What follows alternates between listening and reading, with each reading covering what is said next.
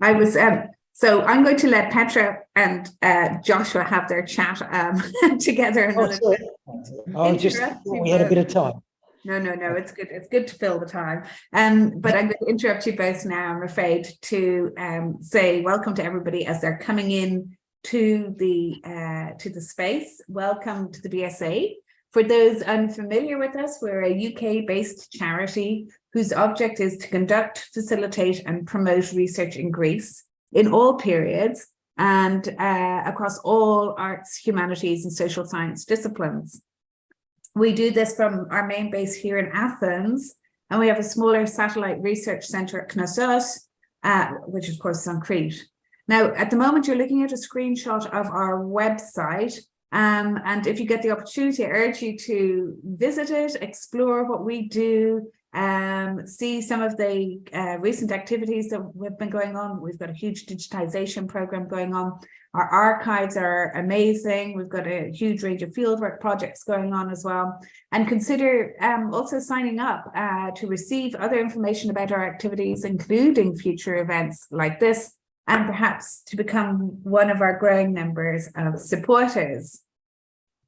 So as I think the numbers are stabilizing, so I'll go through some of the protocols for this evening's event before I hand over to David, who's going to introduce. And I hope that, the protocols will help the event run a bit more smoothly than otherwise. So other than the panelists and myself as host, all microphones are off by default. Throughout the talk, there will be two features available. There's a chat feature, which looks like a single speech bubble. So if you kind of put your mouse down at the bottom of the screen, you can see that pop up. So there's a chat feature there. And that allows you to type text, which can be read by other participants, as well as the lecturer or the speaker and the host. You can use this also if you experience any kind of issue, and my co-host, Kate Smith, and we're very grateful to her for setting this up, she'll try and assist if there are any problems. Otherwise, we'll ignore the comments in chat, but feel free to comment to each other during the talks and the discussion as well. There's also a Q&A feature right beside the chat feature, which looks like two speech bubbles, one on top of the other. And in this, you can type questions for the speaker that only you, the speaker, and the host can see. So after the lecture finishes, the chair, that's David, will read out a selection of questions received, and our speaker will respond. And you should also see a small window in the top right of your screen. Now, if that gets in the way, you can mouse over it and either move it around your screen, or you can click on the bars above it to make it smaller as well. So I hope that's all clear and in order, and we'll repeat the question and answer protocol after the presentations. And I'd now like to hand over, it's my great pleasure to hand over to David, and I look forward to hearing all the speakers too. And thank you all very much for joining, and thank you hugely to the speakers and to David for chairing too. Thanks, and over to you, David. Good, thank you very much, Rebecca, Director. Welcome everybody to this first of a pair of panel discussions exploring the literature of the aftermath of the Asia Minor disaster in 1922. And we're not exactly running late with this because the anniversary of the signing of the Treaty of Lausanne doesn't fall until the 24th of July this year, 2023. Those of you who are resident in or planning a trip to Athens should make sure to attend the exhibition, The Epic of Anatolia in the Greek Imagination, just across the road, if we're thinking of bricks and mortar, at the American School. And that exhibition has just 1 month to run, but I strongly recommend it. And you'll hear a bit more about that next week, I'm sure. And stand by for next week's panel, exactly same time, same virtual place, because it complements today's very nicely. Well, today's panel is in a sort of overlapping way, also part of a long-running series on translation, organised by the British School, in collaboration with the Centre for Hellenic Studies at King's College London and also Aiora Press in Athens. And when it comes to today's topic, the general desideratum that lots of modern Greek literature be well translated into English has a particularly acute importance. If we're to perpetuate the memory of the events of 1999 to 23 in various forms of expression, including literary expression, we need more translations to get this out to a world audience. And all of this is particularly important as we're witnessing a war raging across a part of the world where Greeks have played a crucial role. What sort of treaties are going to follow over there in Ukraine? Well, peacemaking isn't a simple matter, but nor is the more peaceful activity of translation, in particular when we're dealing with difficult and painful texts. How do we translate the language of emotion and loss from one culture to another? And how do translators set about to have an ambition to do this? And how do they negotiate this question once they've got too far in to get out? So we've got three speakers who are very well qualified to talk about such questions today. And I'll introduce them now before letting them speak in succession without any interruption from me. So first in the batting order, we've got Dr. Petro Alexiou, and he's going to speak about his experience of translating and in fact revising his version of a slim but weighty classic, A Prisoner of War's Story, Historia nos Echmalotou by Stratis Doukas, which first appeared in 1929. I had the privilege of being involved with the first appearance of that translation back in 1999 when it was first published by the University of Birmingham. And it's now, I'm delighted to see, reappeared in 2022 and revised and augmented version with Aiora Press. And here it is. So strongly recommended on all counts. Dr. Alexiou brings to his task not only the bilingualism of a Greek Australian and long experience of subtitling for Australian public service television, but close acquaintance with the Doukas archive. And it's very interesting, I didn't know this, that his PhD at Macquarie University was actually about Alekos Doukas, Stratis' younger brother, who emigrated to Australia in 1927. So that's our first text. In the second short presentation, we're going to be taking the long view with Joshua Barley. And he's equipped to take the long view because he's a classics graduate from Oxford who's mutated through study at King's College London into a full-blown neo-Hellenist as well. And his subject is the lament, Myroloi, this distinctive Greek genre whose cultural contribution's been long acknowledged in other countries since the Romantics, but which has proved jolly hard to convey into English. And Josh Barley's now dared to do this with impressive results.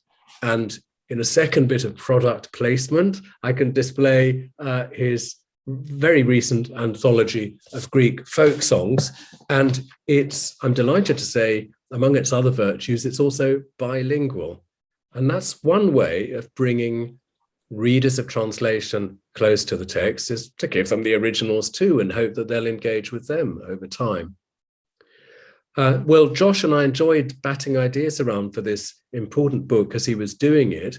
But even before he launched it, he was already a noted translator of lots of other difficult texts. Ilias Venesis' Galini, Serenity, and in our day, the poetry of Michalis Garnas. And then finally, we have Dr. Victoria Solomonidis Hunter, who's associate lecturer in the Centre for Translation Studies at University College London.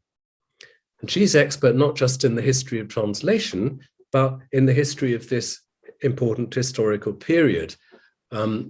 We were graduate students together at King's College London, where she completed a PhD on the Greek administration in Asia Minor in the years 1919 to 1922, with close attention to the painful last days of the old Smyrna. And Victoria's been honoured by King's College London with the election to a college fellowship, which recognises, among other things, a very long and important role as cultural attaché, cultural counsellor at the embassy in London. And she's going to be talking about texts which embrace Turkish material, which makes a nice bridge to next week. And she's going to be talking about the other, in my humble opinion, great author of the Asia Minor disaster in fiction, and that's Kosmas Politis. So we've got an exciting lineup, and we're going to move straight away to Petro's presentation. Each speaker is going to speak for 10 or a dozen minutes or so in succession, and then we'll move to a discussion period with the panel, swiftly followed by questions, as we've heard, using the Q&A facility. So over to you, Petro, and time to share your screen. Okay. Thank you very much, David. First of all, I'd like to thank the organisers of today's panel discussion, which I think is a valuable forum for translators. I feel honoured to have been invited to contribute along with the other participants. I won't try to cover all the points that I outlined in my abstract, but I'll focus on what is the subtitle of today's discussion: how can we convey pain in another language? What, if anything, remains untranslatable? The other areas of discussion I alluded to: how to deal with dual or multiple linguistic elements in a text, and how to incorporate necessary cultural and historical information may come up later. If I've understood correctly, our topic is along the lines of, in literature about loss, pain, and trauma, can translation convey the deeper feelings and currents of the original? In other words, as Joshua Bali has asked, can we translate the unspeakable? For over a decade, I worked as a subtitler, translating Greek films into English for an Australian public broadcaster. Working within time and space constraints, it gave me a strong craft sense of translation. Decisions about register, tone, cultural information, priority, balance, compromise were present at every turn. Of course, film provides additional cues and information to the dialogue. My argument, when we turn, however, to literature, we are dealing almost exclusively with a lexical medium. My argument, however, would be that on the lexical level, there are many literary devices that help create readings that go beyond lexical equivalence. I'm thinking of ellipsis, understatement, irony, silence, character perspectives, narrative movement, light and dark moments, etc. In this sense, the load of conveying deeper moments of unspeakable emotions does not rely entirely on specific lexical components. In the example of Stratis Doukas's 1929 novella, A Prisoner of War's Story, I want to look at how the various words used by the narrator for repeated killings and arbitrary executions function, and how I have translated them. Firstly, the narrative is known for its unembellished and matter-of-fact description of traumatic events.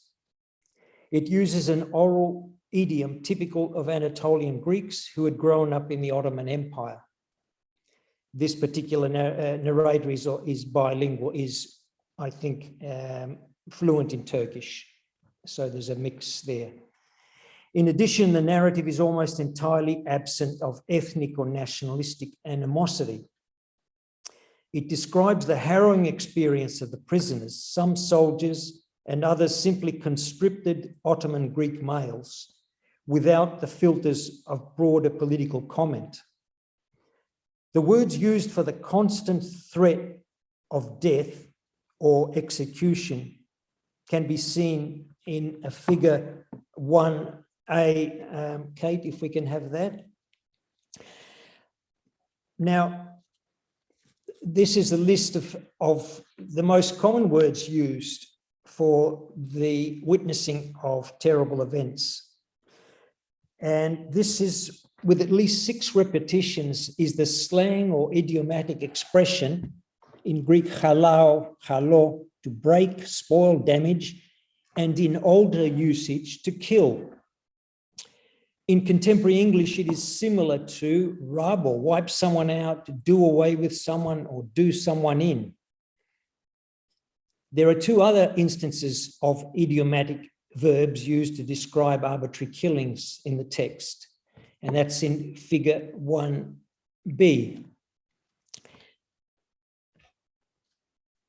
And one of them is katharizo, which literally means to clean, wash, or peel, or more idiomatically, to kill, liquidate, bump off, knock off, do away with someone.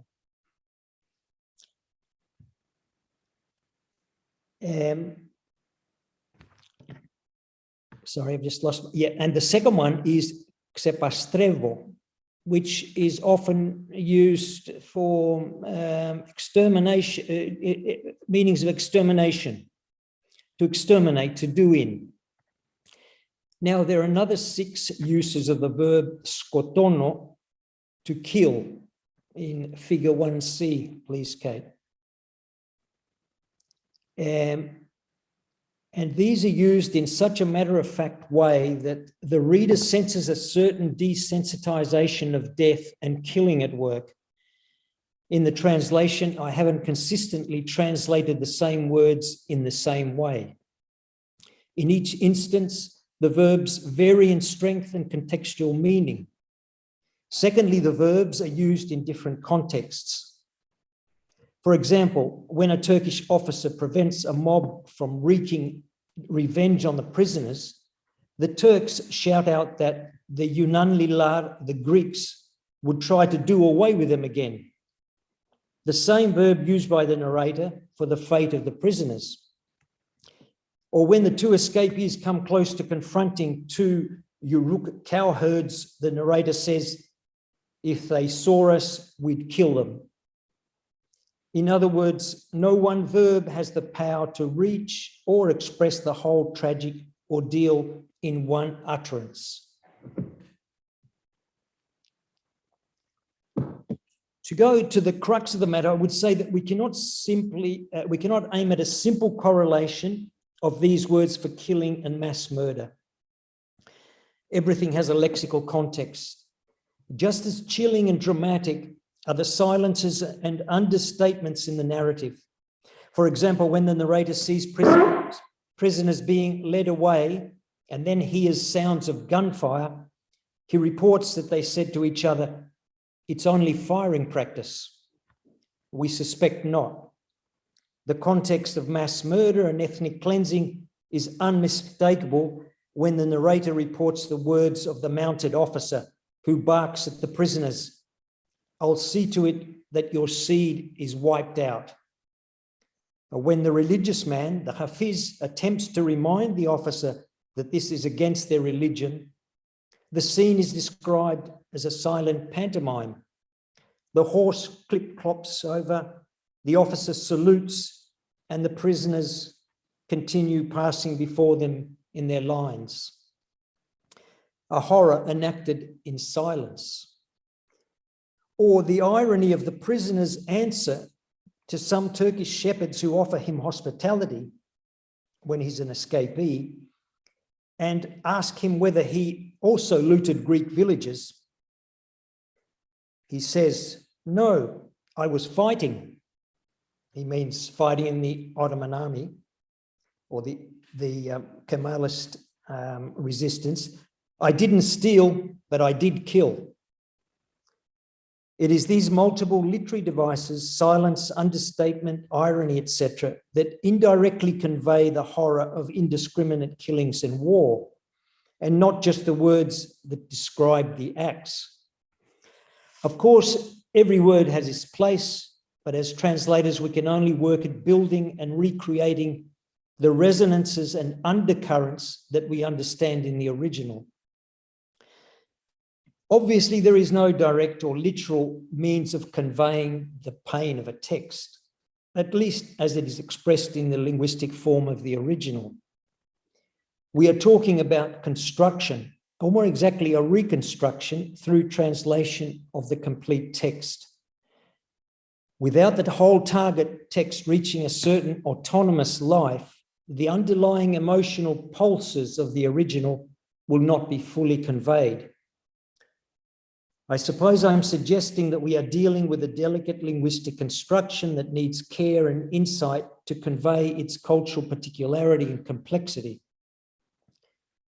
As translators, our aim is to overcome semantic, cultural, and historical gaps so as to allow the reader to enter the world of the original and its unique linguistic universe.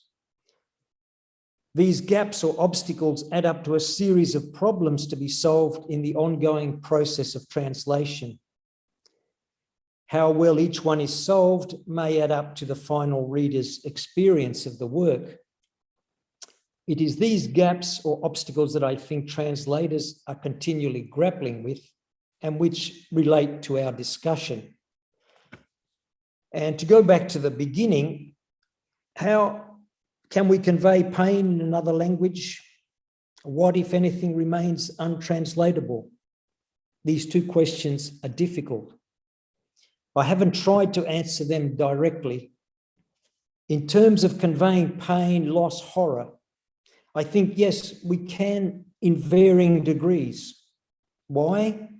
Because I think human experience is universal in so many important ways. Even approximating, suggesting, evoking the world of the original text are successes for a translation. Does something remain untranslatable?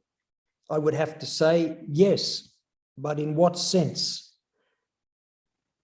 Certainly in an absolute or solipsistic sense, there is no total equivalence between languages. But then the role of the translation is to bridge that gap, to find common idioms or linguistic forms that allow the reader to enter that world of the original work, if not literally, at least in spirit and in an analogous way. If we are on the side of the commonality of human experience and the ability to imagine other cultural worlds and times, then I think translation can overcome the gaps and obstacles, and importantly, create important cultural dialogues. Thank you.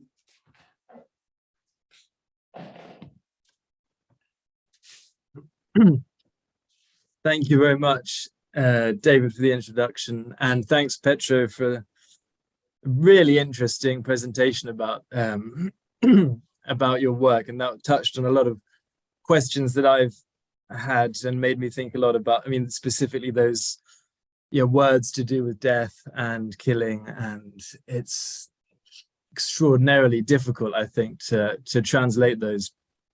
Well, I'm not going to lighten the mood hugely, I suppose.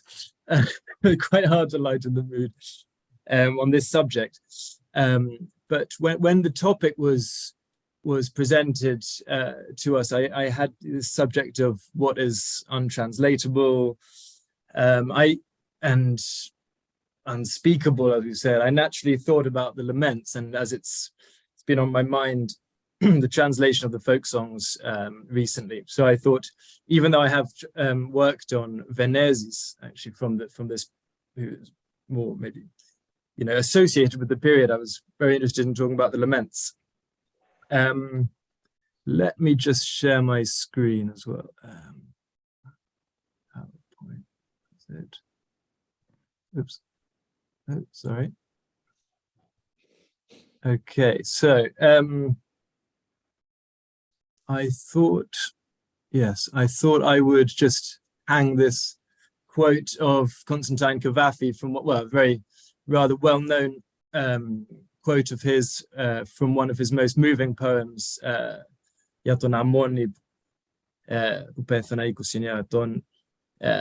love and sorrow pass into a foreign tongue. And Cavafy is, of course, referring to the fact this unspeakable nature of death and the need to talk about it in a way in a completely different way from normal language, but he's also suggesting, implying the foreign language he's talking about is Greek, in fact.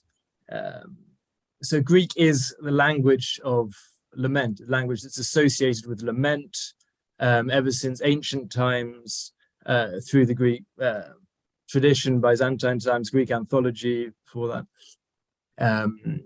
And of course into the folk laments, and the folk laments contain this long tradition within them. That's one of the most interesting things about the folk songs generally, and specifically about the laments.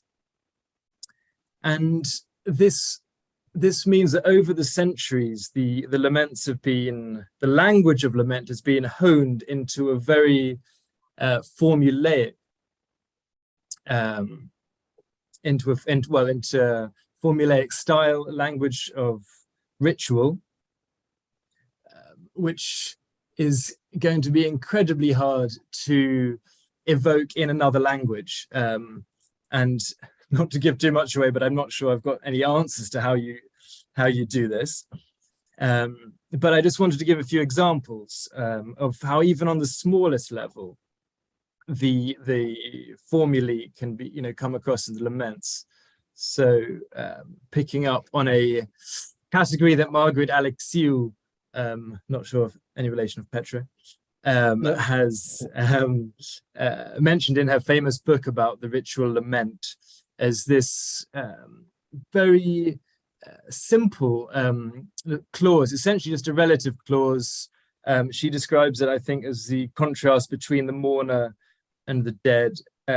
This is when you say που είχε or που έχει, που ήσουν, που είχες, these relative clauses, just a pronoun followed by a verb, sometimes the verb to be. So here, this is especially the case in what's called an encomium, because it means you list the qualities of the dead person, or the beauty in this case. And some of the most moving laments are in this tradition, such as the first one here for a girl that's puchatike, a girl that's gone. It says, που είχε το Μάη στις πλάτες της την άνοιξη στα στήθια, που είχε του ήλιου τις όμορφιες του φεγγαριού τις ασπράδες. It goes on and on. I've just done a small section of it, and I've translated it here as, for she had May upon her back, spring upon her breasts. She had the beauties of the sun, the moon's own whitenesses, and like a Venetian apple, the same rose rednesses. Another slight variant of it in an encomium for a young man. Γιατί σου νιός και νιούτσικος, γιατί σου παλικάρι, και δεν σου πρέπει για τη γης και για το μαύρο χώμα. For you were young, so very young. You were a fine young man. The earth's no fitting place for you. The black earth doesn't suit you. So there are very simple and small signals constantly in the laments that go back a long way. This usage has been identified in Homer by Margaret Alexiou, and as soon as you hear it in Greek, it refers you to the laments. Poets such as famously Yannis Ritsos have picked up on this sort of use. And how can, it's we've just got two words, or even one word, and which directs you towards lament. So it's something that's almost impossible to convey in another language, I would imagine. Now, I wanted to move on to the link between this and another kind of lament, which are the laments for cities that have been lost. a slightly more complicated tradition, but also an old one, the most famous example being the loss of Constantinople, sack of Constantinople, 1453, which is the first song in my book, as it happens. Pirant in Poli, Pirane, Pirant to Saloniki. Understandably, some people have thought this could well be about Thessaloniki. Πήραν και την Αγία Σοφιά, το Μέγα Μοναστήρι, που έχει 300 σήμαντρα και 62 καμπάνες. They've taken the city, taken Thessaloniki. They've taken Hagia Sophia to the mighty monastery, which had 300 bells of wood, 62 of metal.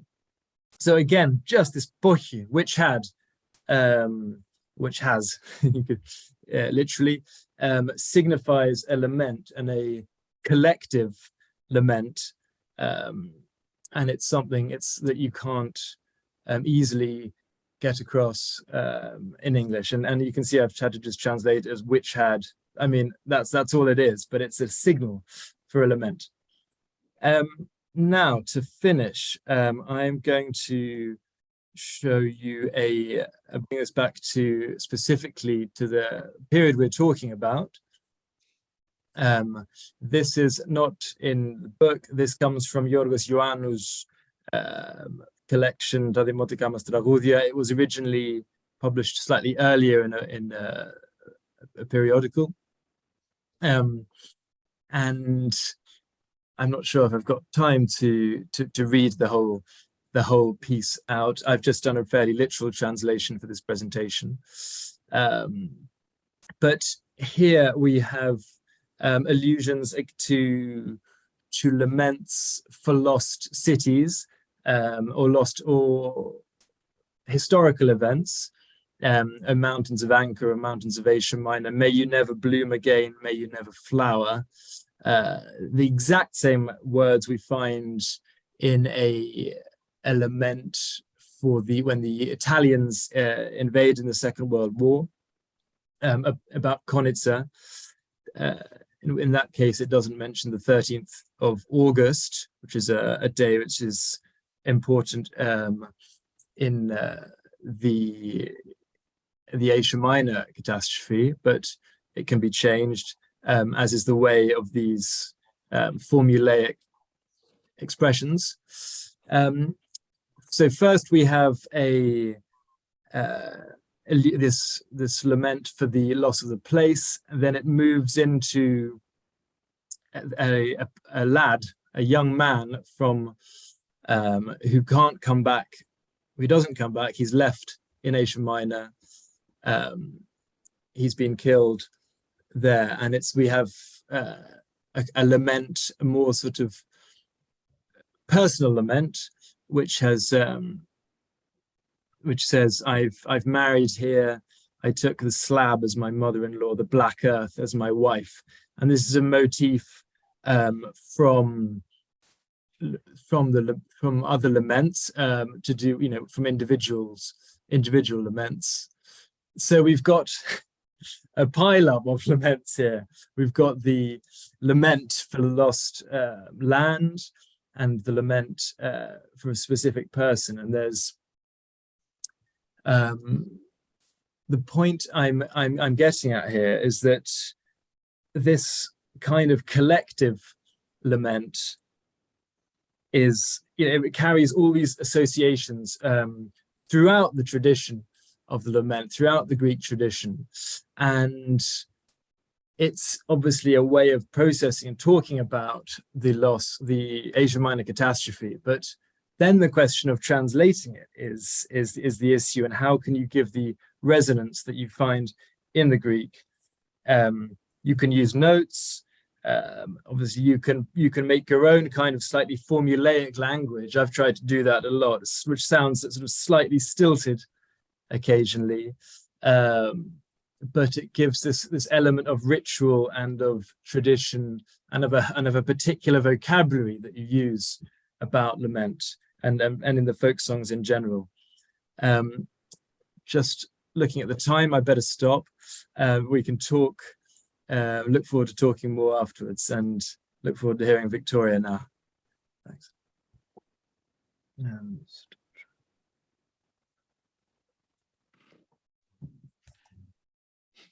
Good evening, everybody. Thank you very much, David, for the introduction, and thank you for the invitation. I was fascinated to hear Petro's and Joshua's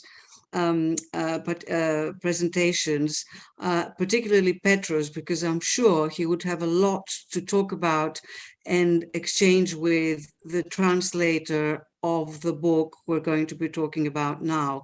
Everything you've said, Petro, I'm sure this Turkish translator has faced and has grappled with and has come up with some answers, but very, very in a difficult way. Anyway, I will try and share my screen now.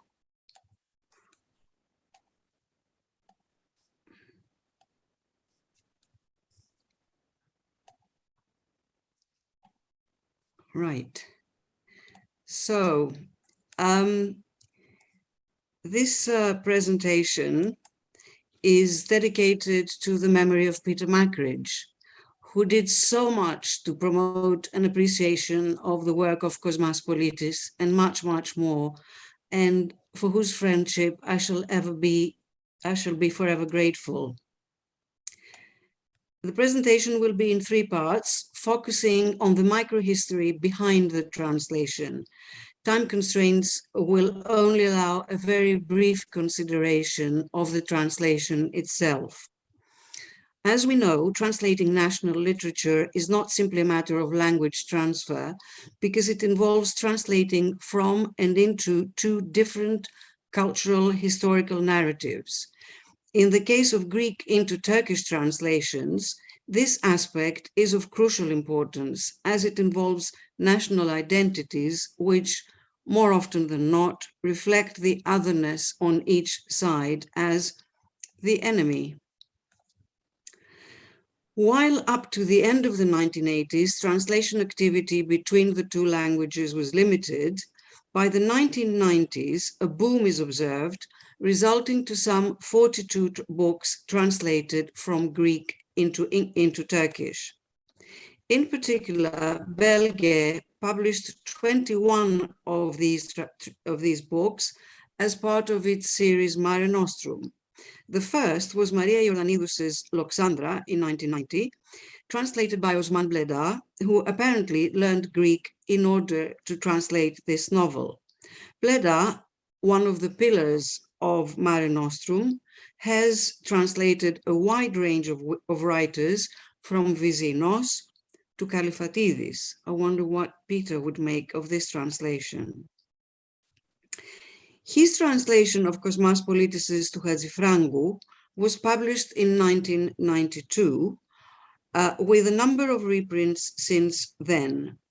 Given the subject, his was by no means an easy task, and with the translator acting as mediator not only between 2 cultures, but crucially between 2 opposing historical discourses, a wide range of translation strategies was employed, including generalization, paraphrasing, substitution, explanatory footnotes, and of course, omission. The difficulties become apparent on the very first page, where the translator is faced with a key Greek word, raya, by which the writer defines himself. Originating from Turkish, with a heavy meaning in Greek, this word was in fact translated as yabancı, that is to say, foreigner, which leaves a lot of the original meaning untranslated. Now with our author. Born in Athens in 1888, Politis moved to Smyrna in 1890. From a well-to-do family, he attended the renowned evangelical school and the American College in Smyrna without graduating from either. He was a poor student, more interested in running about Smyrna with his friends. Because of his knowledge of French and English, he found employment in the banking sector. In September 1922, already married and father of a daughter, Politis moved to France and England, finally settling in Athens in 1924. He continued to work in the banking sector until his retirement in 1943. For the next 30 years, pretty much until his death, he continued to write, but mainly made a living as a full-time translator working from home. Politis wrote to Hadjifrangou in 1962 when he was 74 years old, already an established author and translator. Completed in 5 months, it was first published in 36 installments in the popular weekly magazine Tachydromos, with illustrations by Minos Argyrakis, himself a refugee from Aydin. In October 1963, it was published in book form to great acclaim, receiving the first State Prize for Literature a year later. Until then, Politis had not written about the Asia Minor disaster. 1962, the 40th anniversary of the 1922 events, provided him with the opportunity to express the grief for the loss of the much-loved city of his childhood through a spatial novel of exile, which places Smyrna at center stage without its name being mentioned once. The main action of the novel is centered at Hadjifrangou, a Greek working class district of Smyrna, around 1902. The perambulations of the characters radiate throughout the city and crisscross its neighborhoods. This ploy provides the writer with the opportunity to employ the local Greek linguistic idiom, and most importantly, to describe Smyrna in detail, so that the city becomes both the protagonist and the narrator of the story. A chapter in the middle of the book jumps forward to the events of September 1922. They are related by one of the 1902 original characters as he remembers them in 1962. So there's this lapse in time. The hero, a tragic figure, had lost his wife, his child, and his small plot of land in the Smyrna fire, and 40 years on, he is still trying to adjust to life in exile. According to his friends, Politis vividly recounted memories of his carefree years in Smyrna and had a habit of singing Smyrniot songs with his off-tune voice. Asked about why he did not comment on the Smyrna disaster before Hadjifrangou, his answer was that he considered Hadjifrangou as his memorial contribution, and he had nothing more to add to what had already been said. Asked why Smyrna is not mentioned by name in the novel, Politis replied, "Often, speaking about beloved dead, one does not name them, sensing that uttering their names would show lack of respect to their memory."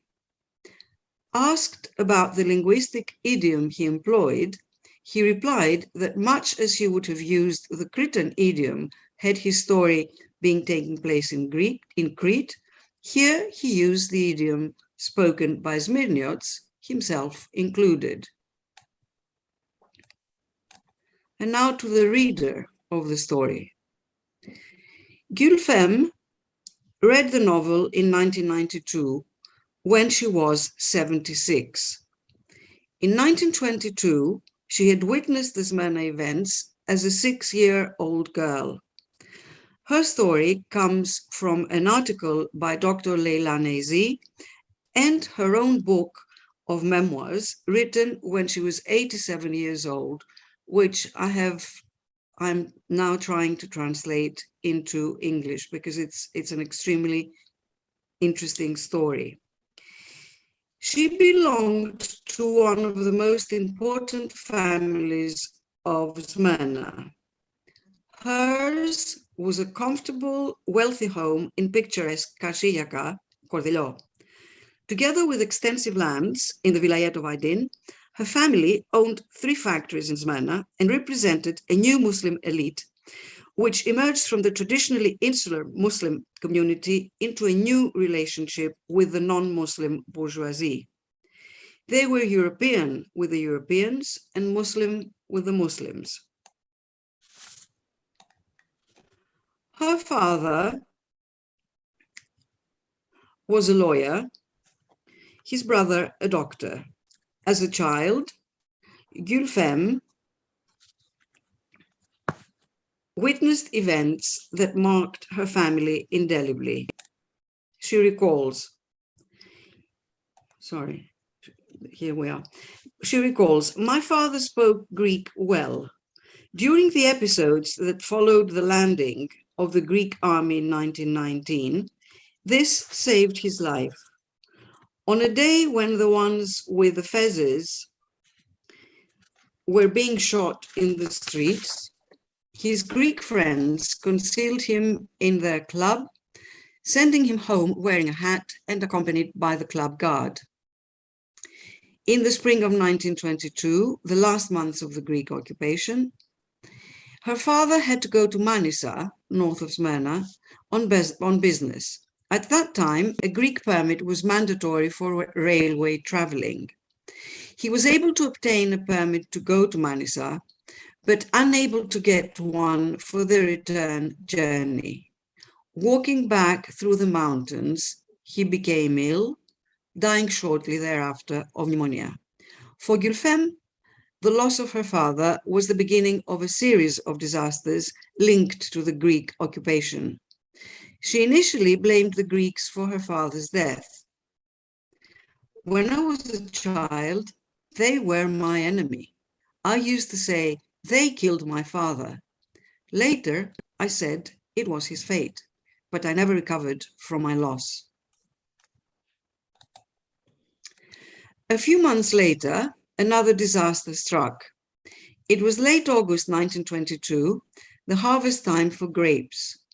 With her father dead, her mother had to oversee the operation, so the whole family traveled to the estate outside Manisa. While at the estate, they got an urgent message to return to town because the Greek army was on the retreat, destroying everything in its wake. Hiding in their house, they were robbed by a militia of Greeks and Armenians. She recalls, after escaping the militia, we climbed up a dry stream bed to hide in the hills. As we climbed, the town was burning, and we were lit by its light and warmed by its heat. It burned for 3 days and 3 nights. I saw the window panes of houses explode like bombs. Sacks of grapes stuck together, bubbling like jam. Dead cows and horses, balloons with their legs in the air. Ancient trees killed over, their roots burning like logs. I did not forget these things, the heat, the hunger, the fear, the smell. Hiding in the hills above Manisa for 3 days, Gülfem lived in fear of being massacred by the retreating Greek army. On September 9th, the Turkish army entered Smyrna. On September 13th, Smyrna began to burn. Gülfem recalls, it was a couple of days after we returned from Manisa. They said, Izmir is burning. My grandfather took me to the shore at Kasiyaka. We watched the city burn. Red flames arose out of the black and white smoke. When my grandfather saw the fire cross over into our properties, he said to me, bless you, what can we do? That's gone now too. Thank God we are alive, he said.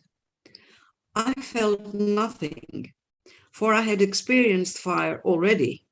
We burned in Manisa. People accepted the fire. They accepted the dying as well as the killing. I felt nothing. It was only afterwards that I realized what it meant. This was my childhood. Izmir is very important to me. I don't feel this when I am in Izmir. I feel it when I'm far away. Before the occupation, in the room Izmir, the best of everything could be found. Even that which could not be found in Istanbul could be found in Izmir. Then a dead era began. Izmir lost its snobbery. It adjusted to the immigrants that moved in, and it stopped being Izmir in every way, in living, in taste, in conversation, in friendship. Everything was burned, destroyed. All those knowledgeable people were gone.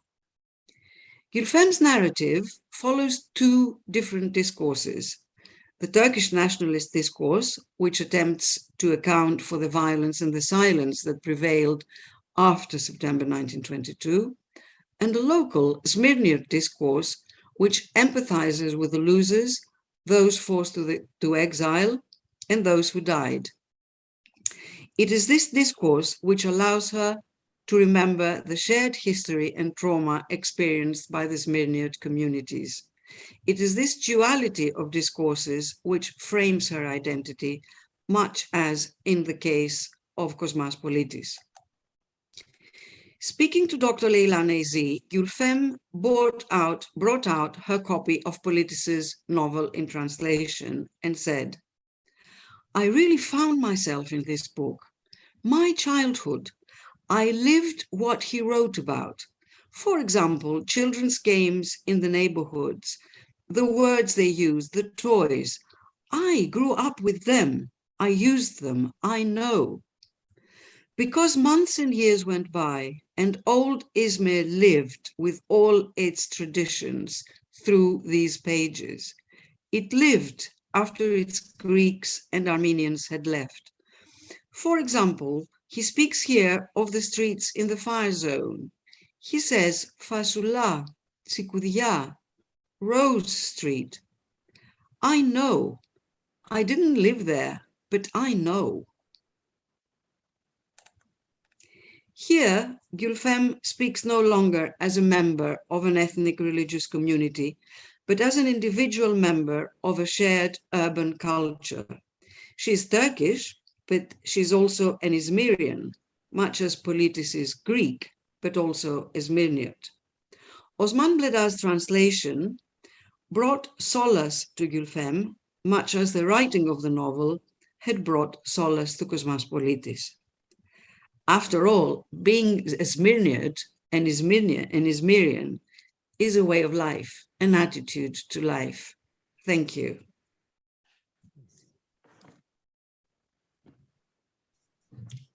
Well, thank you very much to our three speakers for a fascinating set of papers. As audience members start to feed their own preferred questions into the Q&A box at the bottom of your screen, perhaps I could just take advantage of my possession of the chair at this point to ask two sort of broad questions to which I think all the panelists will have interesting answers. First one is about the author as translator. So a very interesting feature of Dhukas's book is that he obsessively revised it himself to the point that the later versions, and of course Petro's translation is of the final sort of authorized version, are in some respects a translation of his first text, including linguistically and so on. A rather different sort of example popped out at me in Josh's presentation, and that's the Lament for Asia Minor 1922, which I would bet the farm, whatever Yorgos Ioannou was thinking, can't be a real lament, but is certainly some individual's poem in lament style about this theme, someone who's trying to translate the language and world of lament into a sort of modern news item. And then finally, in Victoria's paper, we've got this very interesting aspect that both Cosmospolitis and seemingly, or other cases, are thinking always stereoscopically in sort of two languages, at least two languages, Cosmospolitis many more actually, and spending a lot of time translating between them even within their own text. So that's question one, and let's park it at that for now. So I wonder who'd like to run with the ball on those thoughts I've just offered about translation being inbuilt into the text you've looked at, as well as something which we step back and look at from outside. Any thoughts? I suppose I better take that one, David. It's an interesting topic. And I haven't looked at in great detail how the text changed over time. The first two print runs, or the first two editions, there's always this confusion between editions and print runs, were 1929 and 32. And then I think in 58, he worked on it again, but with additional material. So I think it was a work in progress. I mean, he's in the notes that are in the translation, which is about the backstory to writing it. It's very interesting, and that's why we included it in both editions.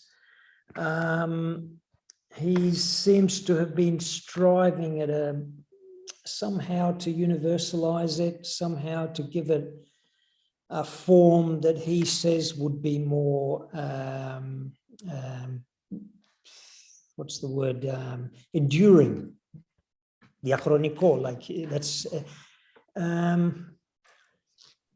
I think, yeah, it's an interesting thought about, and for the translator, where do you, which edition do you actually choose? I ended up choosing the Kedros editions, which have stayed the same, which in a few aspects went back to the original at a couple of points, which I won't go into now, but I think that's a valid thing, that once you choose an edition, you need to stay close to that, to be faithful to that.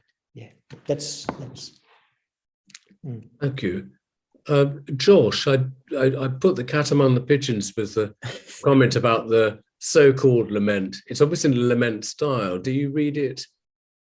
Well, it's always a vexed question, that how much there's the hand of an editor or a literate hand that gets involved with these, generally in the folk songs. I mean, yes, I don't really have an opinion on this specific case. I know I was interested to see that very similar, yes, as I mentioned, a very similar lament comes up in, from I mean, almost word for word during the Second World War.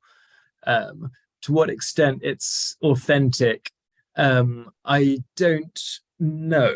I mean, perhaps it is, yes, slightly.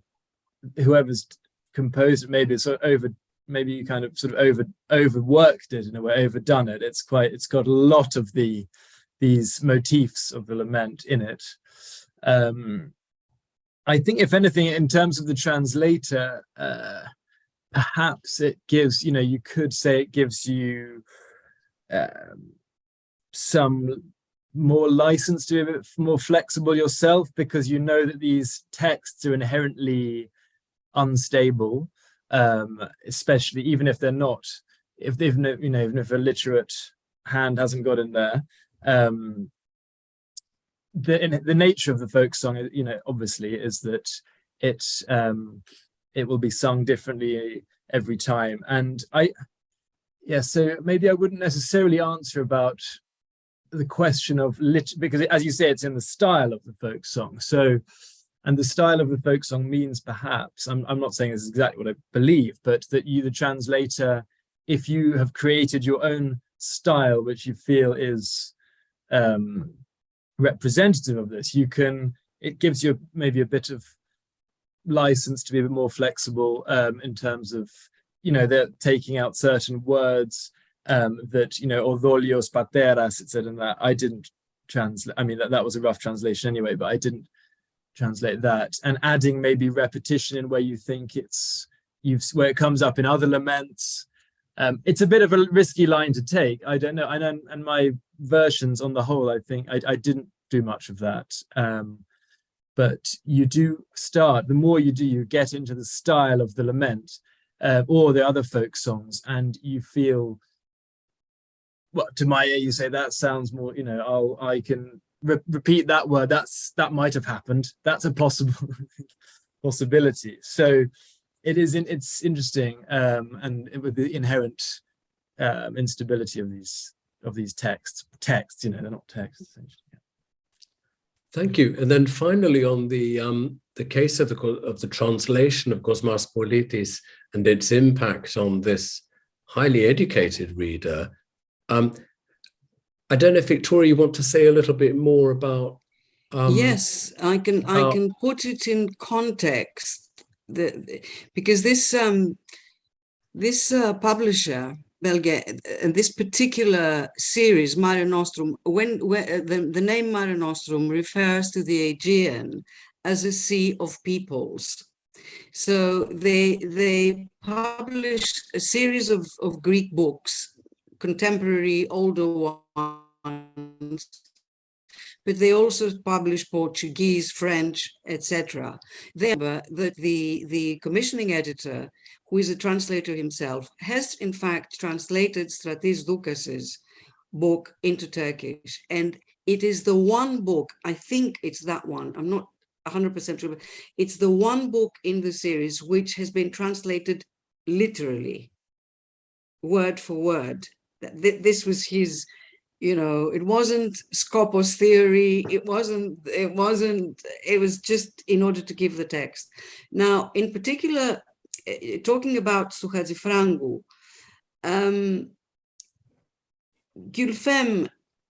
Gülfem's story has much more to it. She ended up marrying a wonderful man who was the son of a Muslim MP from Salonika, who was serving in the Greek parliament until 1922. In 1922, he was arrested, court-martialed, condemned to death. He escaped, he was exiled to Rethymnon, and then he was deported to Turkey, never allowed to be, on condition that he never returned to Greece. He was also a newspaper publisher in Thessaloniki. He had a newspaper in Thessaloniki. So he lost the business, the house, everything. And he ended up as a refugee with his son and wife in Istanbul. So there you have this woman who has lost her family fortune. His father has died. Her city has been destroyed. Her husband is a refugee. They have no money, etc., etc. And yet, she understands the predicament of Kosmas Politis, who had to leave Smyrna, his beloved Smyrna, and become a refugee, an exile in Greece. There is one point that Petro's introduction made me think about. When Gülfem spoke to Leyla, and in fact, I'm grateful to Leyla for introducing me to Gülfem's story. She was using the word ξεκαθάρισμα, να φύγουν οι Έλληνες, να ξεκαθαρίσει το τοπίο. And then she retreated and said something totally different. So there's this conflicting situation in her mind. She is a Turk, but she is an Izmirian, and she has feelings for the communities of Smyrna. So the translation reflects that. I haven't had the opportunity to go through it with a fine-tooth comb. I intend to do that very soon. But I think Osman Bleda is also on a mission. He wants to translate these books to put them on the shelf. I mean, Loxandra has had, I don't know how many editions, and there are problems with that translation. However, there are now postgraduate theses at Turkish universities studying the translation, the matter of Greek translations into Turkish. So for me, these books, even if they're not very good, or even if they don't convey 100% of the content or whatever, they have started a dialogue, and that's very good as far as I'm concerned. Thank you.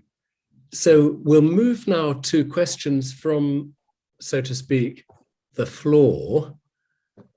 And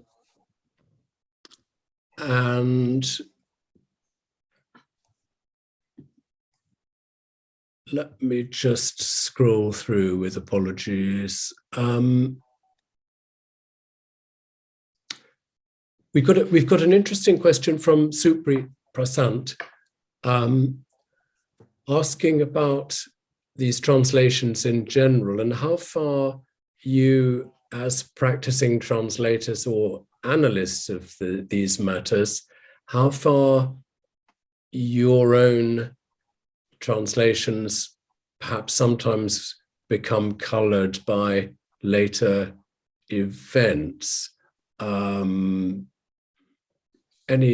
Any thoughts on that? Sometimes a translation might take on and can't even escape the burden of later events that have come along. I mean, an obvious example in relation to Petro's original version of A Prisoner of War story is that it appeared at the end of the 1990s when the Balkans had been torn apart by ethno-religious conflict.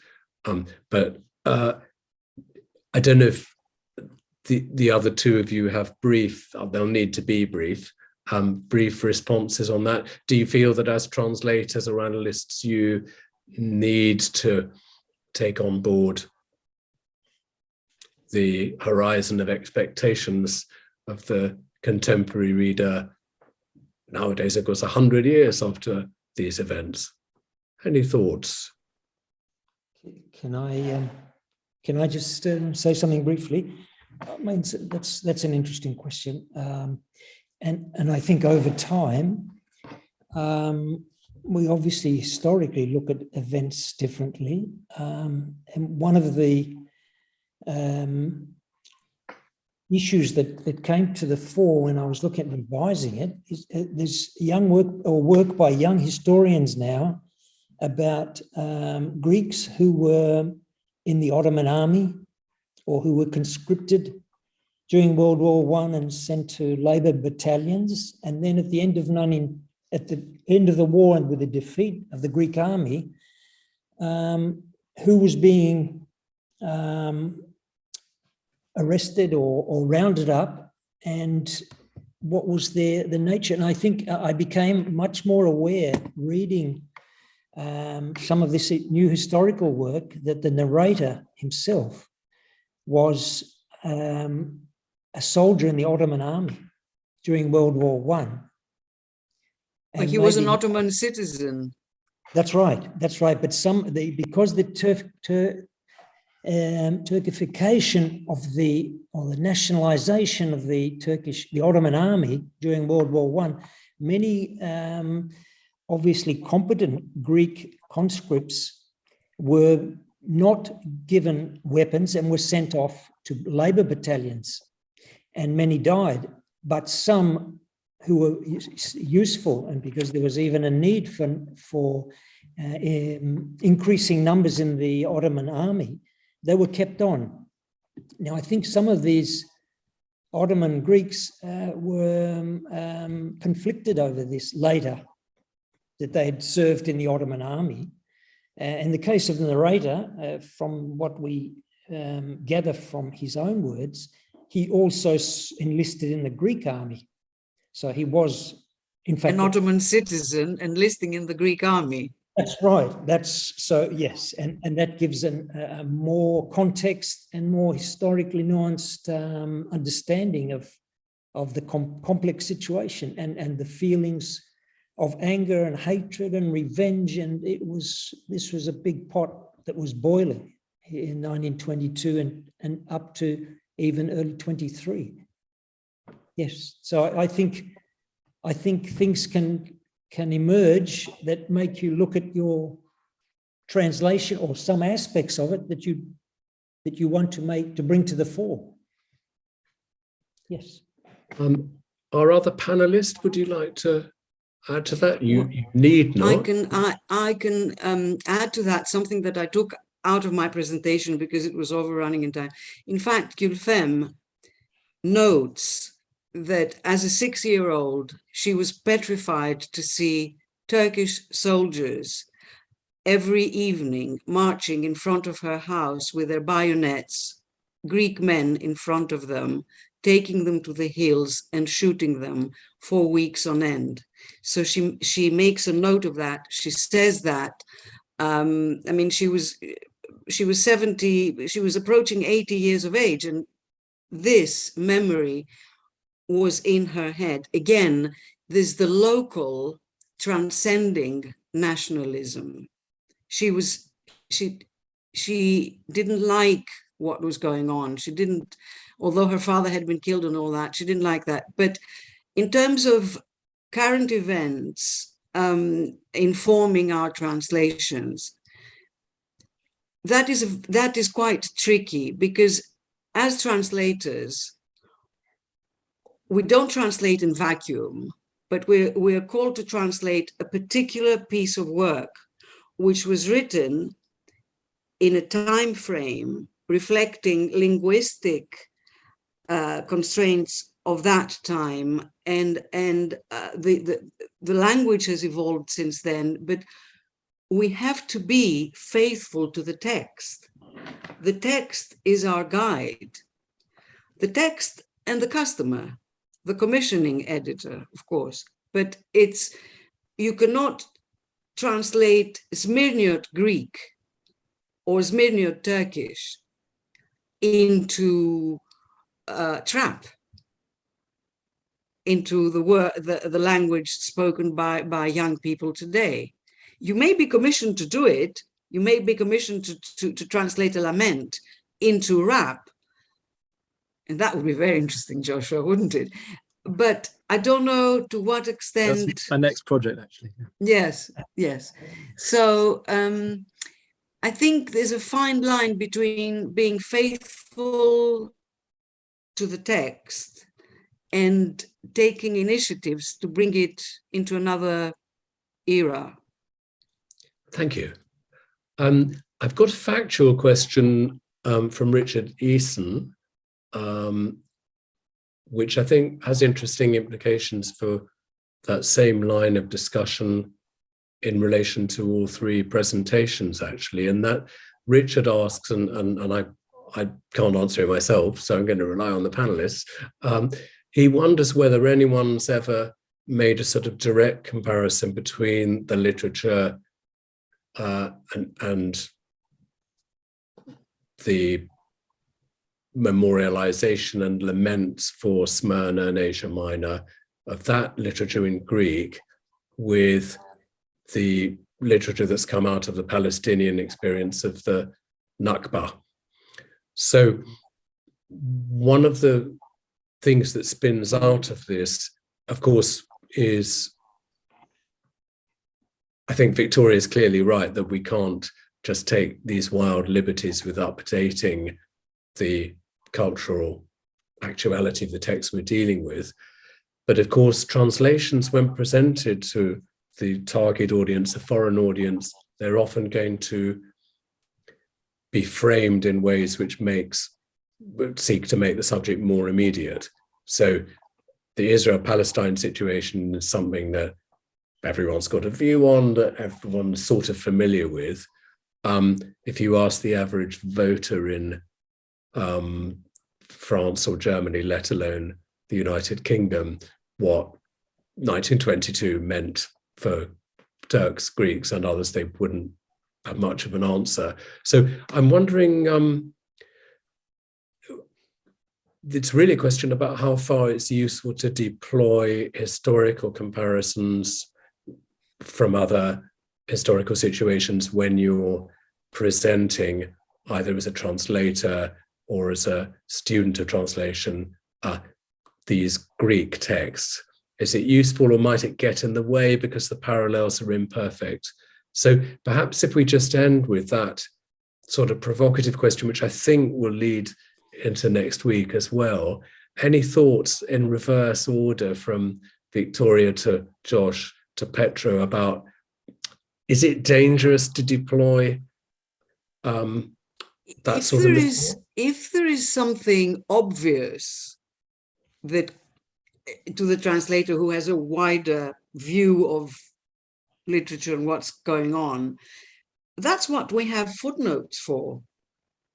Like my translation of George Horton's Blight of Asia back in 1990, it's still in print and it's being reprinted all the time. The text is, I don't know, 80 pages, and my footnotes, my notes to the text are about 50 pages, because otherwise the text written in 1924 wouldn't be understandable today.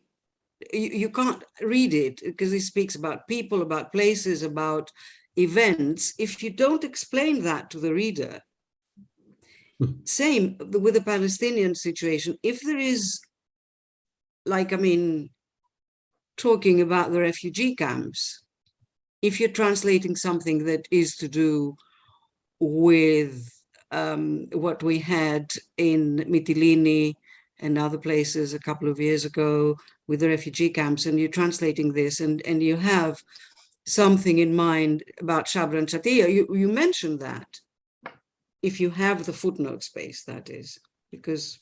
Thank you. I mean, Josh, you use footnotes and framing material quite a bit in your folk songs book, but in a sort of laconic way.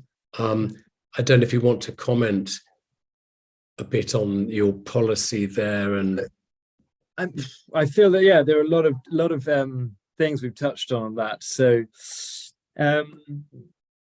well, one of the things, just thinking back, I did also for Aiora Press, I did this, Venez's Serenity, and that's, I mean, everyone has commented on the topical nature of that book. Consider when it was brought out, considering the refugee crisis in Greece. So there were absolutely, I mean, some parallels. And it may well affect what is translated, and no doubt the, zeitgeist, for want of a better word, will color your work and in a way that you probably can't detect, unfortunately. But I also, I'm agree with Victoria that you must try and take yourself out of it, and that as much as possible, especially with works that haven't been translated before. I think that's, yeah. But anyway, I would love to, I would love to, the question about the Palestinian situation, I would love to know, and it can only enrich one's understanding, of course. I don't know any comparisons there to ask the question, but that's enough for me. Thanks. And again, Petro, in your new edition of A Prisoner of War Story, you're a bit more liberal with notes than you were before. Is that something that a publisher was keen on, or? Actually, in the Birmingham edition, we had running notes, which I at the time thought was good because it was only asterisks, and only those who felt the need to go back and look. But with their order, we settled on footnotes as the quickest, but we actually made them a little bit more brief. Yeah. So I think in a literary text, you don't want to be taking attention away from the text. Yeah. So, but we've got some 24 footnotes, which we felt needed to be there to help the reader. And I think that's right. And, you know, the reader should be told these notes are not obtrusive. They don't send the reader to a giant note at the bottom of a small page of text. Nothing more off-putting for a reader. Exactly. You want to read a novel that's full of footnotes. Yeah. The other point quickly, if I have time, I mean, that's an interesting question. I think, I mean, a comparison of different exiled peoples or uprooted peoples from war and strife is obviously fantastic material to study. I'm not sure within translations of a particular novels or whatever, literary works can spend a lot of time, or I think they can be framed in a certain sense. I mean, I am thinking of not only Palestine, India, Pakistan partition has resonances. And today, Syria may well be another massive case of exiled people, people who lost their homelands. I think that's right. And actually for the English-speaking reader, we've had the great success in English translation of Manto's short stories about partition, for example, and I think that creates a lot of resonances in the world of short fiction. And so, I'd say, yes, sorry, okay. So mindful of the time and the fact that though engaging Zoom events can't last as long as in-person ones, I'm going to bring things to a close now with great gratitude to everyone who's helped to set this up, to Rebecca as director, to Kate Smith who made it all happen, to Honda van Steen from King's, to Aris Laskaratos from Aiora Press, and of course to our three panelists that have really served us up with some very interesting thoughts that will carry on into next week. Many thanks to everybody, and do come along same time next week for part 2 of this story, and do of course feel free to contact everyone's findable in this age. If you've got questions for any of us, bibliographical or other, that you'd like to chase up, then please be in touch. In the meantime, it's a great pleasure to be part of this ongoing work that the school does with all periods of Greek culture right up to the present day. Thank you very much, everybody, and have a good, thank you. Well, it's not evening for everybody, but have a good rest of the day. Thank you very much.